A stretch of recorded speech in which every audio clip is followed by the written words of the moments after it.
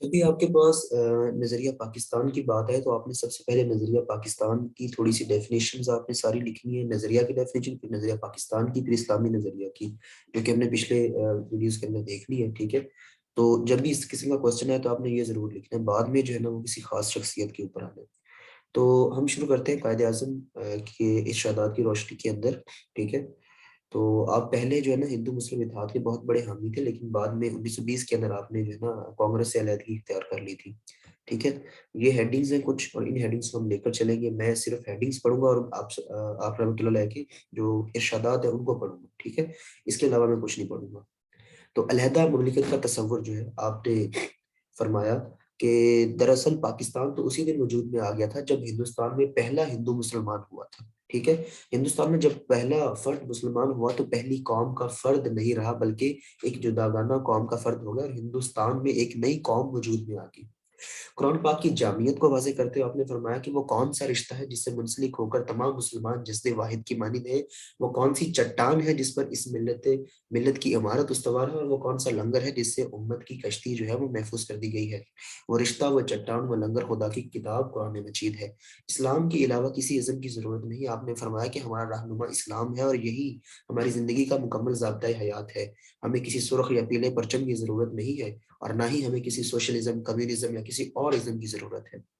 تعصبات کے خاتمے کی تلقین کرتے ہوئے فرمایا کہ اب میں چاہتا ہوں کہ ہم پنجابی، بلوچی، سندھی، پٹھان اور بنگالی بن کے بات نہ کریں۔ یہ کہنے میں آخر کیا فائدہ ہے کہ ہم پنجابی، سندھی یا پٹھان ہیں؟ ہم تو بس مسلمان ہیں۔ تقسیم ہند کی ضرورت واضح کرتے ہوئے آپ نے فرمایا کہ پاکستان کے مطالبے کا محرک کیا تھا، اور مسلمانوں کے لیے ایک جداگانہ مملکت کی وجہ کیا تھی؟ تقسیم ہند کی ضرورت کیوں پیش آئی؟ اس کی وجہ نہ تو ہندوؤں کی تنگ نظری تھی اور نہ ہی انگریزوں کی چال، یہ اسلام کا بنیادی مطالبہ ہے۔ جداگانہ قومیت کا تصور دیتے ہوئے آپ نے فرمایا کہ قومیت کی جو بھی تعریف کی جائے، مسلمان اس تعریف کی روح سے ایک الگ قوم ہے، لہٰذا وہ اس بات کا حق رکھتے ہیں کہ اپنی الگ مملکت قائم کریں جہاں وہ اپنے عقائد کے مطابق جو ہے وہ اپنی معاشی، معاشرتی اور سیاسی زندگی بسر کر سکے۔ پاکستان ایک اسلامی نظام کی عملی تجربہ گاہ ہے۔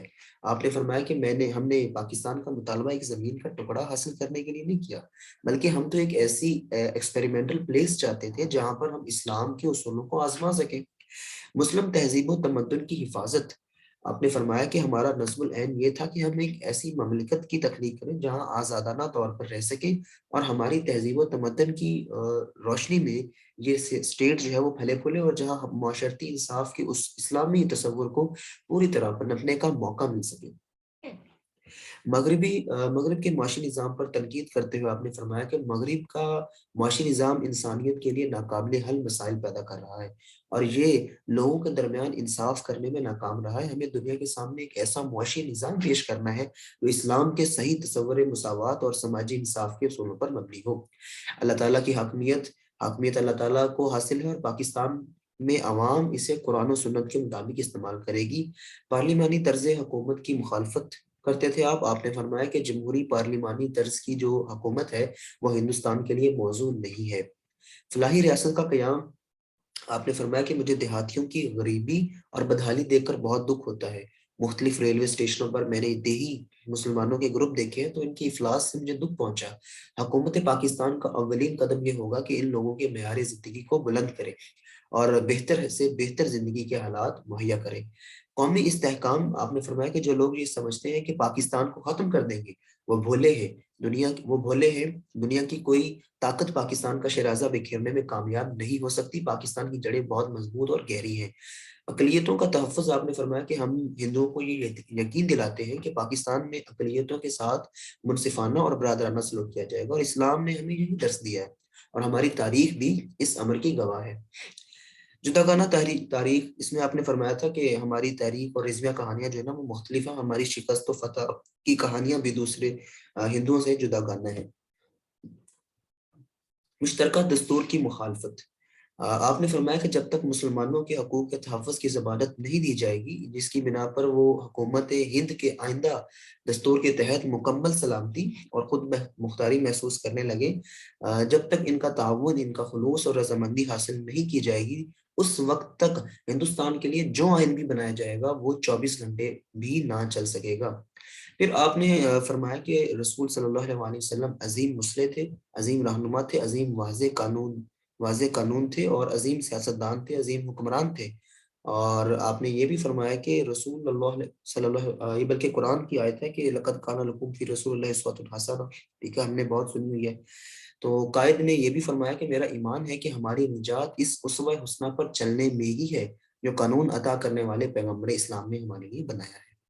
مسلمانوں کے لیے الگ ملک پاکستان کی ضرورت کیوں پیش آئی؟ آپ نے فرمایا کہ اگر آپ چاہتے ہیں کہ اس ملک میں اسلام کا نام و نشان نہ مٹ جائے تو اس کے لیے ضروری ہے کہ پاکستان نہ صرف یہ ایک عملی نصب العین ہے، بلکہ یاد رکھو کہ اگر ہم اس جد و جہد میں ناکام رہ گئے تو ہم تباہ ہو جائیں گے اور اس بر صغیر میں مسلمان اور اسلام کا نام و نشان مٹ جائے گا۔